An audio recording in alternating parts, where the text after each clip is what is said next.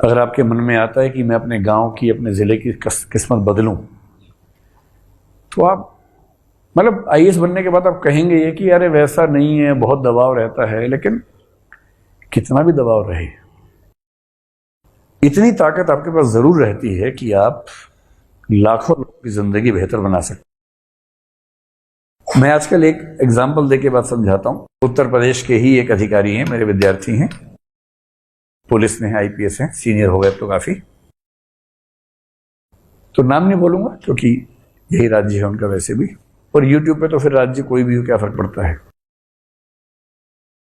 तो जब वो सिलेक्ट हुए तो उसके करीब 12 साल बाद मेरा उनसे मिलना हुआ एक दिन। 12 साल आप समझ पा रहे होंगे कि इस समय आईपीएस क्या होगा, एक बड़े जिले का एसपी होगा। तो उत्तर प्रदेश के एक बहुत बड़े जिले के एसएसपी थे उस समय। मैं संयोग से उस जिले में किसी एक प्रोग्राम के लिए गया हुआ था, किससे कोई मतलब किसी का विवाह था, वहां गया हुआ था। वो भी आए हुए थे।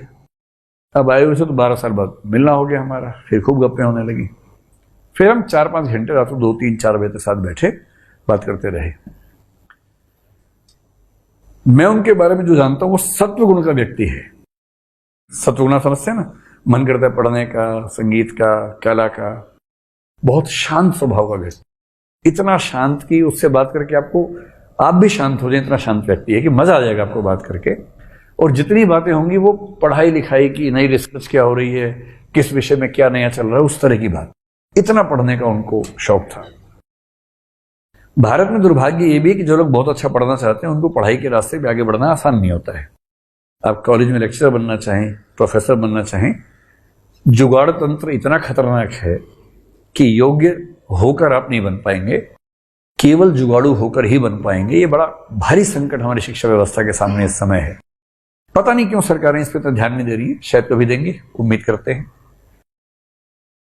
तो उसका मन तो था प्रोफेसर बनने का, शायद मुझे लगता है उसको समझ में आ गया होगा कि बहुत आसान नहीं है। तो उसने आईएएस एग्जाम दे दिया और रैंक थोड़ा सा पीछे रहा तो आईपीएस बना। काडर यही है। 12 साल बाद मुझे मिला था, बहुत बड़े जिले में एसएसपी था। तो मैंने उससे बाद में पूछा अकेले, मैंने कहा ये बताओ तुम्हें सच में खुशी मिलती है? बाकी सब तो ठीक है, धूमधाम अपनी जगह है कि उसके घर गए तो 20-50 लोग हल हल हल ऐसा पैर पटक के मारते, लगता है कि तेल निकाल देंगे जमीन के अंदर से अभी। वो तो उनकी नौकरी में है ही, नॉर्मल बात है।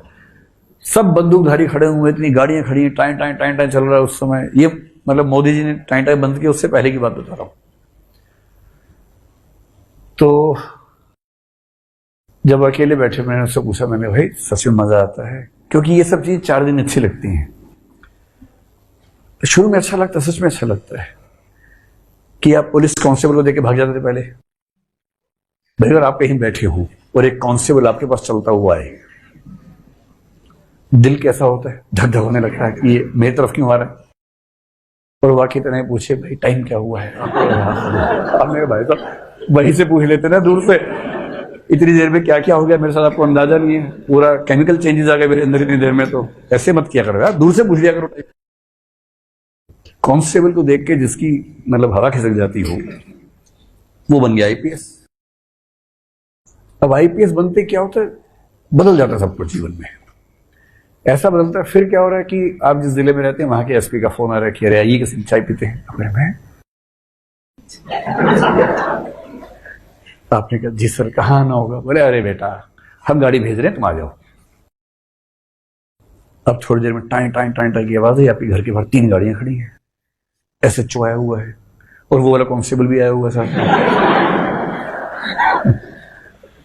आप समझ नहीं पा रहे, आप कह रहे हैं कि आइए बैठिए पानी पी लीजिए। नहीं सर, कैसे सर सर सर सर जनाब जनाब जनाब। फिर आप गए, बैठे गाड़ी में, आप सकचाई से बैठे हैं कि थोड़ी जगह में बैठ जाऊं। फिर ले गए हैं एसपी साहब, पूरा देखा आपने, क्या बात है, सैकड़ों पुलिस वाले सब सलाम कर रहे हैं आपको। आपको लगता है कुछ तो हुआ है जीवन में बड़ा, भाई ये नॉर्मल बात तो नहीं है। फिर आप अभ्यस्त हो जाते हैं, आपको अच्छा लगने लगता है। आप कहीं जाते हैं, 10 पुलिस वाले साथ जा रहे हैं, पैर पटक के सलाम कर रहे हैं, आपको लगता है कुछ तो बात है मेरे अंदर भाई। मैं नहीं समझ पा रहा था, लेकिन कुछ तो है मेरे अंदर। पर जो कायदे का इंसान होता है ना, 10, 20, 25 दिन बाद, 2 महीने बाद इस बात से परेशान हो जाता है आप अपना आराम से टहलने में कोई पैर पटक के मारे सर आप गिरते गिरते बचे, आपको लग रहा है कि यार अच्छा भला अपने आप से बात करते हुए सैर कर रहा था, इतना पटक के मारता है। आपने कहा देखो यार ऐसा ये सब मत किया करो, है ना, दूर से नमस्ते कर दिया करो, काफी है। चलो सब ऐसे कैसे कर देंगे?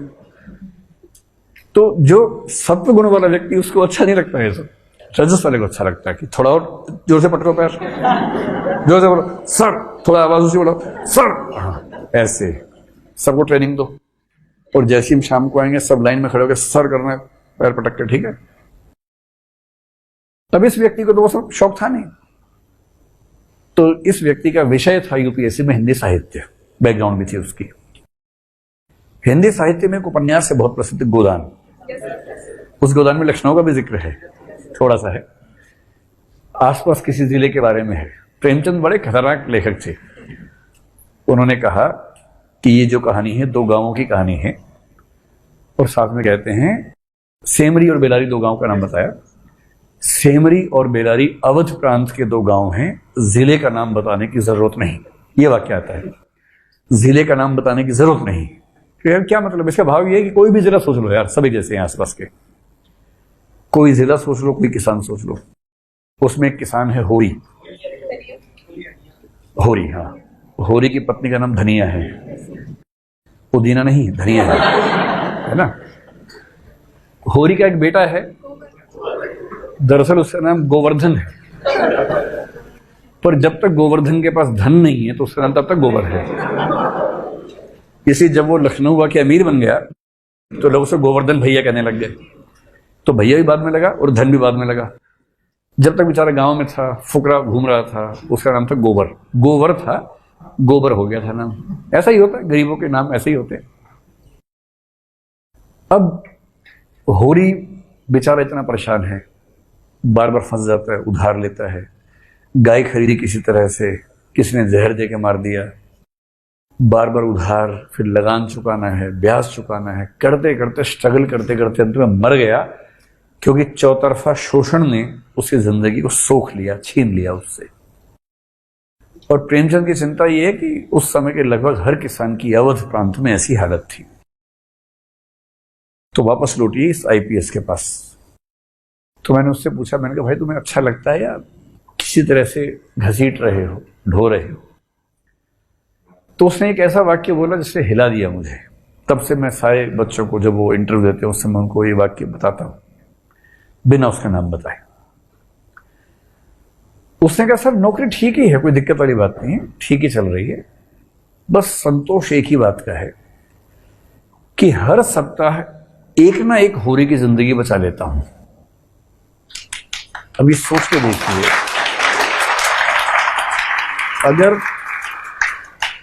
अगर तो आपका शौक है उसी बात का कि लोग सैल्यूट करें, पटक पटक के पैर अपना, तो अलग बात है, तो छोटापन है।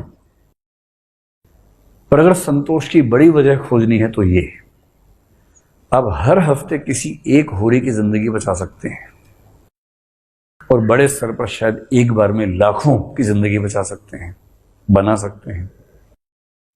आप एक जिले में डीएम होके कोई वहां पर ऐसा काम कर सकते हैं जो आने वाली पीढ़ियां याद रखें कि इस एक व्यक्ति ने हमारे जिले की किस्मत को कैसे बदला।